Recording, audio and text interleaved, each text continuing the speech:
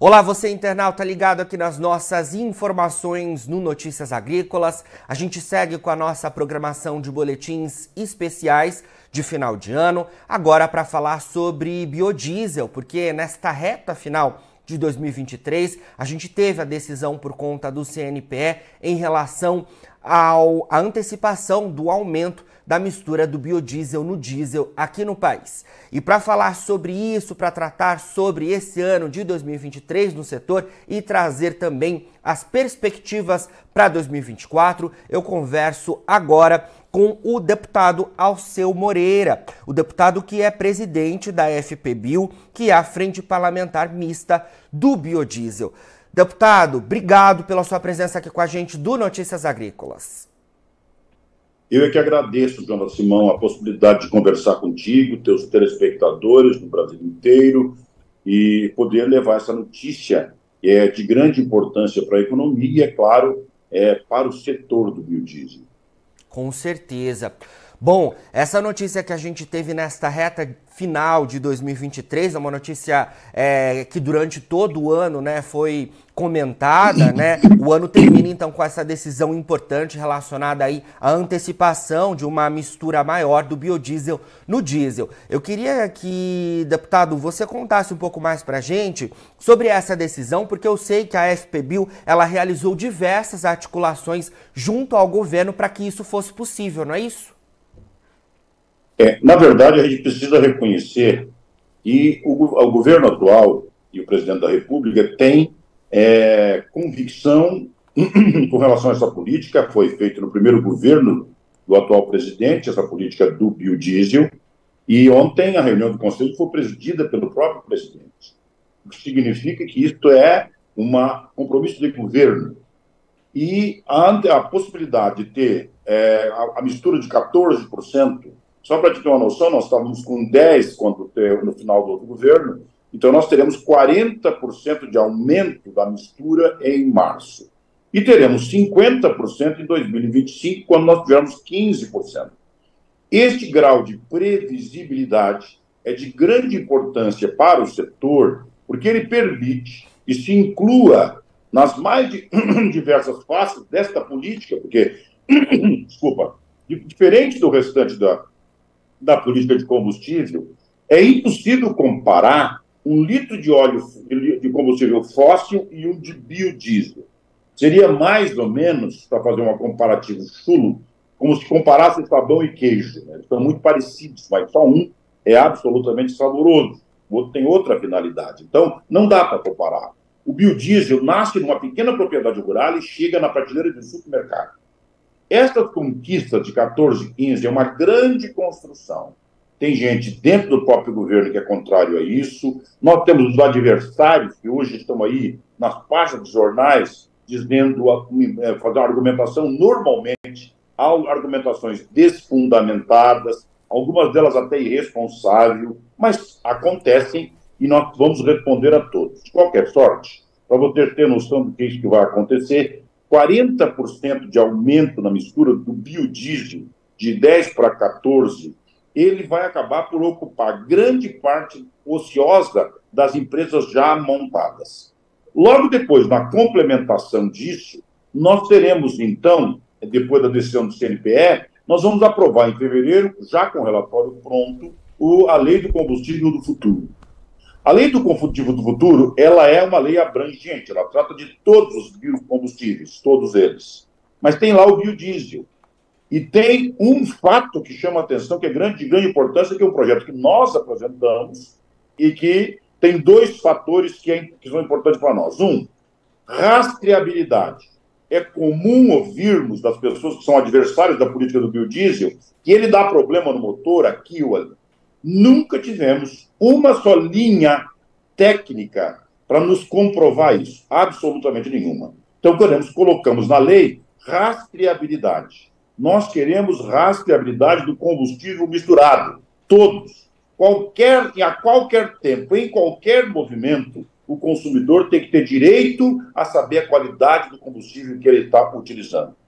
Isso não tem hoje no combustível fóssil e nós vamos exigir em lei o combustível, uma vez misturado, tem a possibilidade de ser checado sua qualidade pelo consumidor em todos os movimentos, desde que saia da refinaria ou saia da esmagadora de óleo de biocombustível. Todos eles com rastreabilidade. Segundo, é despenalidade, que é algo que o Brasil vai começar a conversar daqui para frente, porque todos os setores, nós estamos querendo convencer os setores do agro a ter políticas decenais. O que significa isso? Colocar na lei que tem previsibilidade de 10 anos.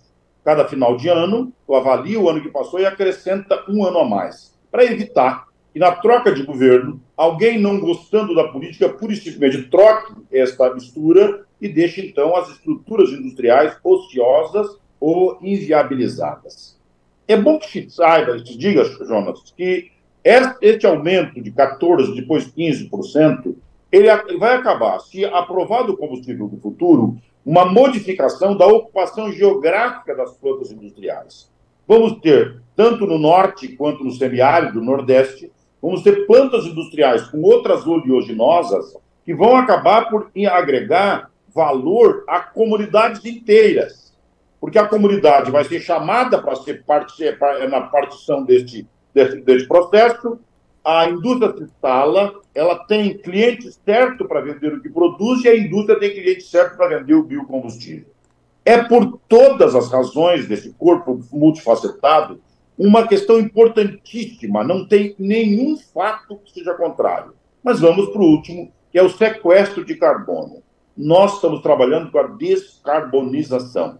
Pergunto, Jonas, como nós iríamos para a COP30 em Belém, tendo uma matriz capaz de ser absolutamente autossustentável e limpa e fazendo opção pelo combustível fóssil? Não teríamos como explicar. Na COP30, nós vamos ter que trabalhar claramente para dizer que a Amazônia quer do mundo e não que o mundo quer da Amazônia. E para nós ser protagonista nesse processo, temos que dar testemunhos práticos do esforço que nós fizemos para ser um país o mais limpo possível, um país agroambiental, um país que tem compromisso com a questão ambiental, um socioambiental, e não tem nada mais exemplificativo do que o biodiesel. Portanto, por todas essas razões, a decisão de ontem foi absolutamente importante para todos nós, da forma como ela foi feita, e mais, não permitir, por enquanto, a importação. Alguém pode dizer, mas por quê? E se ficar mais caro, o que acontece? Hoje eu cheguei a ouvir que isso vai ficar 35 centavos a mais na bomba. Não, isso não é verdade. Primeiro, para que isso acontecesse, nós teríamos que comparar 1 litro de biodiesel com 1 litro de combustível fóssil. Mas não, nós temos na mistura só 14% de biodiesel e, portanto, nós vamos ter na bomba 1 centavo e meio de diferença. É isso que tem. Não 35, como estão dizendo, que é uma mentira absolutamente irresponsável. Segundo, não permitir a importação por quê? Porque na política do biodiesel, nós temos uma série de incentivos na área fiscal e também na área social, o selo social. Então, pequenas propriedades são classificadas, recebem o selo social e tem contrato de fornecimento obrigatório com a esmagadora e paga um preço diferenciado a maior a esses produtores. Se nós importarmos o biodiesel, por exemplo, a Argentina pode nos vender biodiesel. Alguém vai dizer, mas a Argentina está importando soja. Eu sei.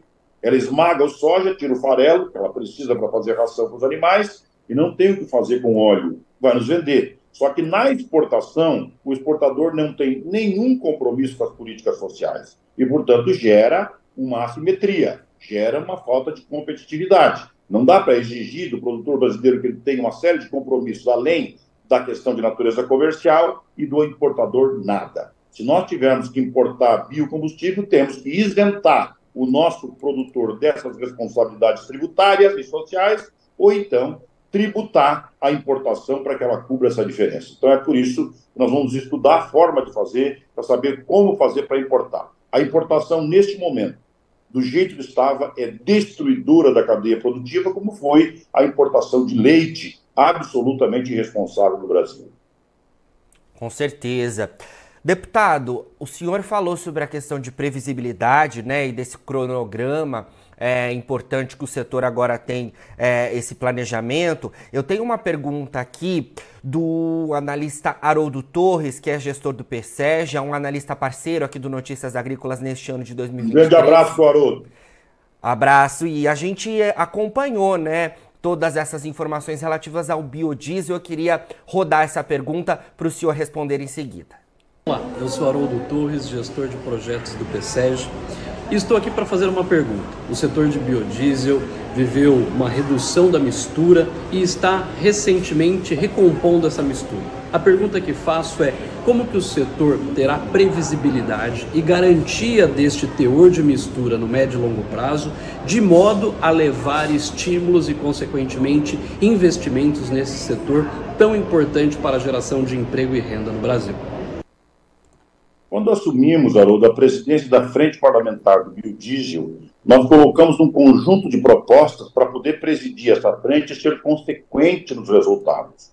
E um dos processos era este. Nós queremos previsibilidade, por isso colocamos no projeto de lei, que está relatado pelo Arnaldo Jardim e que será votado em fevereiro, a decenalidade. É a previsão de uma lei em lei de 10 anos.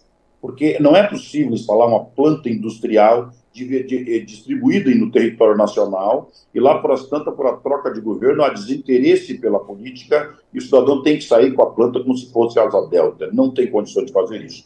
Então, nós precisamos previsibilidade e segurança jurídica. É preciso deixar claro para todos que a segurança jurídica e a previsibilidade permite, inclusive, a redução do crédito.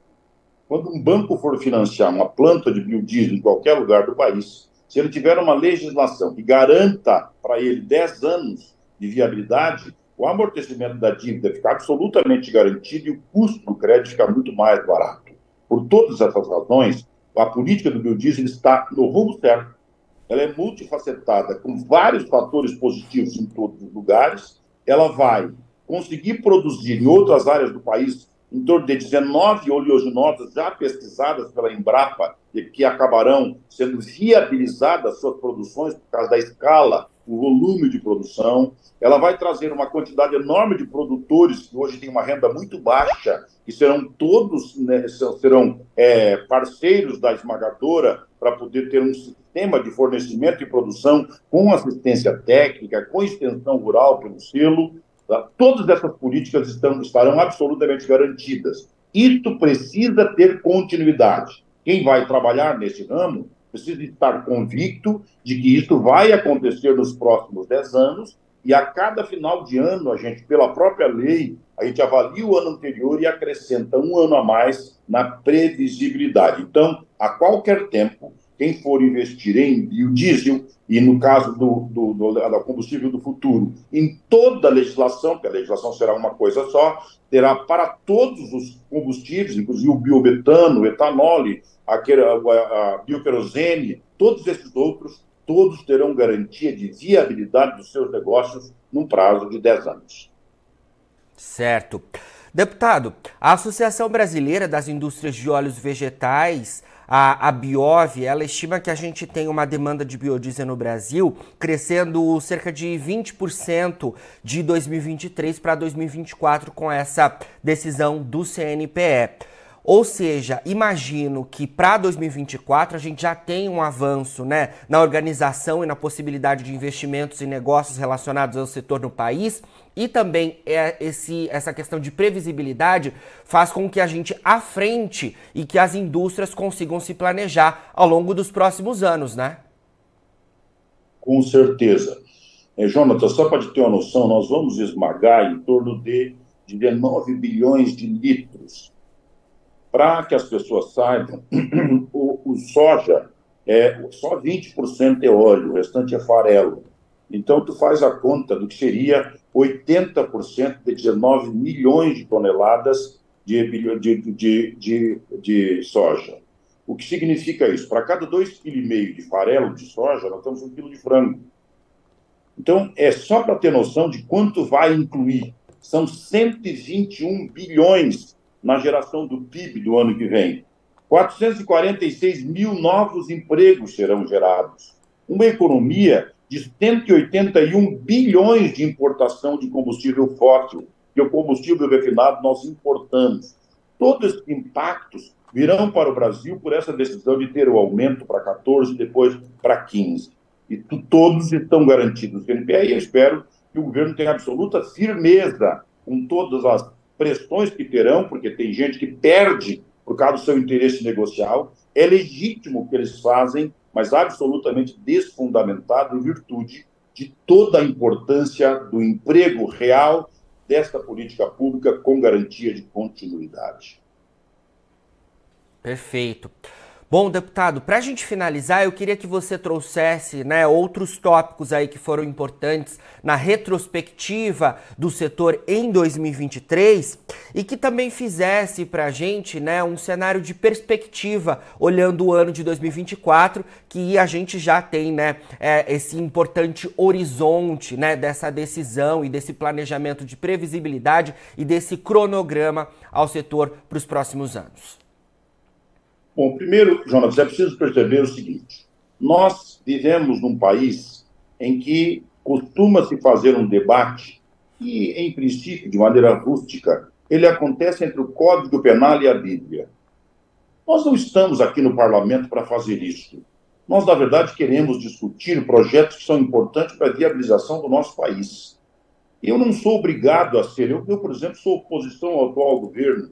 Isso não quer dizer que eu não possa produzir com eles uma política que gere resultados positivos para o meu país. A gente pode ter oposição por discordar de uma série de ideias e pode caminhar junto em tantas outras que nós temos concordância. Precisamos ter maturidade. Acho que o nosso setor, montado com as associações todas, com toda a fundamentação técnica, ele acaba se construindo em algo que faz uma narrativa sustentável, contundente, responsável, e a construção, tijolo após tijolo, desta política gera esses resultados que nós estamos vendo agora. Nós não temos nada contra o combustível fóssil, ele é de grande importância para a nossa sociedade, ele por muitos anos será utilizado, mas vemos com muitas restrições os ataques ao biodiesel absolutamente gratuitos e irresponsáveis de setores do combustível fóssil. Eles terão a resposta à altura, nós não permitiremos o ataque desfundamentado, nós faremos a resposta no devido tempo, mas não vamos tratar essa questão de maneira raivosa. Todos aqueles que quiserem fazer um debate conosco terão no parlamento portas abertas para nós poder fazer o debate, aprimorarmos o sistema. Por último, a perspectiva futura é que nós tenhamos parte do recurso do biodiesel destinado para um fundo de pesquisa, tecnologia e inovação.